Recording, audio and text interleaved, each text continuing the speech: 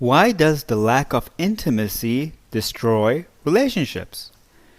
If you find yourself feeling misunderstood or emotionally disconnected from your partner, and you're wanting to reconnect on a deeper level, then tune in.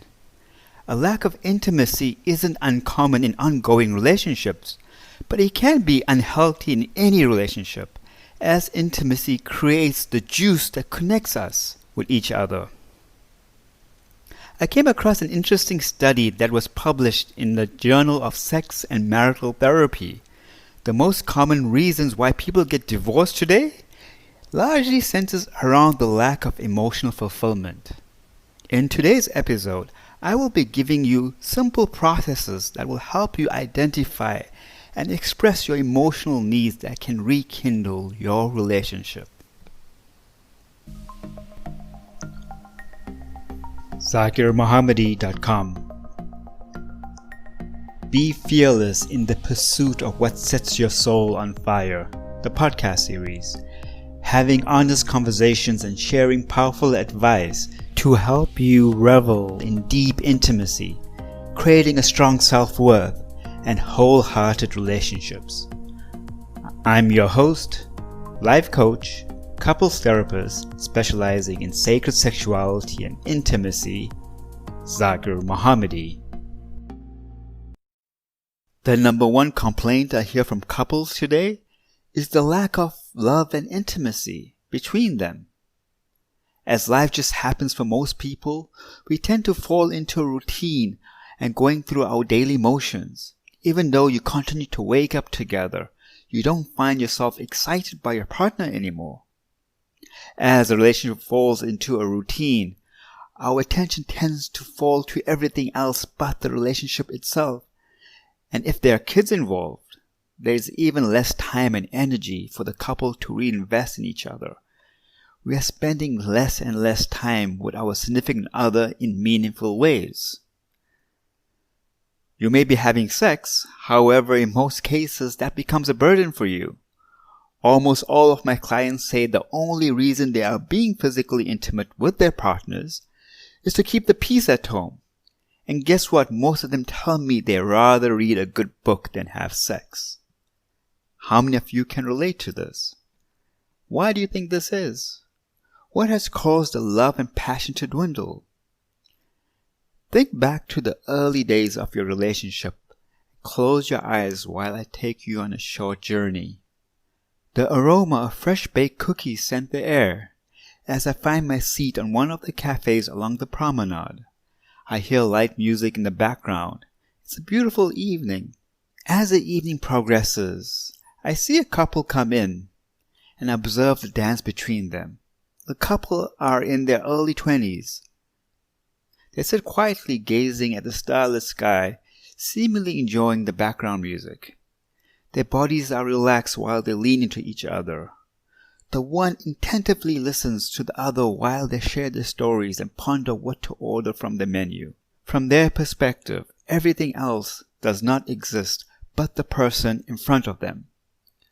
Call it infatuation, call it love, call it chemistry. The couple who have just started dating are present with each other.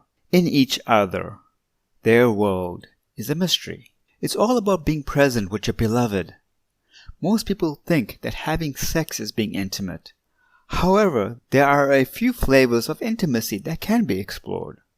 And today we'll be exploring ways to rekindle your emotional connection to your partner. Being emotionally intimate with your partner means you can talk to them about your innermost thoughts and having that space to be heard and connected. You're able to share your joy and pain without judgment. It's the person you can cry with and be vulnerable. It is something so simple, yet we neglect this aspect of our relationship by most of us. We are emotionally connected to our mobile phones and social media than the person right in front of us. The first step is to identify exactly what you are feeling in your relationship and identify the area of neglect. The key here is to write it down and be specific so the issue can be clearly expressed. Generally, when we try to express how we feel from our minds, our thoughts get muddled and we tend to speak in riddles and vagueness. Finding this clarity is key to what we are trying to express. You need to shift out the situational context from the actual need you require. We normally express our pain through situational context rather than what needs we are trying to express in that situation. An example of this: Mary comes home after long hard days of work and she sees John sitting on the couch watching TV. She tries to speak to John, however John's attention is only on the show and he has selective hearing. She goes to the kitchen and finds that there is no dinner ready and the house is a mess. She starts to get angry at John and takes her frustration out of him. You always never listen to me when I try to speak to you. Or just for once, can't you help around the house instead of being lazy, good for nothing? Just once, can you do something right? Must I do everything around here? Mary is feeling emotionally neglected by John. However, she's trying to relate it via the situational context that they're both finding themselves in. If Mary was aware of her true emotional needs in that situation, the conversation could have gone differently. Just maybe Mary would also like to have some TLC and be pampered by John, to watch TV and do nothing, and to have someone else clean up around the house and make her dinner. She could have expressed it to John in a more constructive way. John, I've been working really hard and I would like to take a time out, to take a break, and someone else to take care of me for a change. How can this need of mine be met? As you can see in the simple example, we are having two different conversations.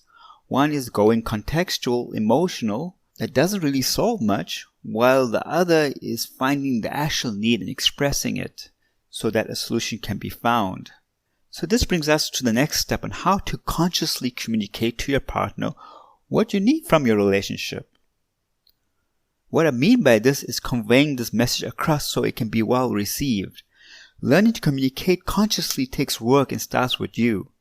It starts with you learning about your own emotional intelligence, being aware of what aspects you are contributing to the issue at hand, and learning how to separate the drama from the need, and knowing when you are actually contributing to the problem by feeding into that drama.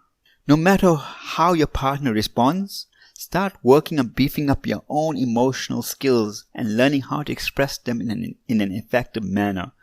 The more you understand your own feeling and the more you are able to identify, name, and share them, the better equipped you will be to provide an emotional connection to your partner.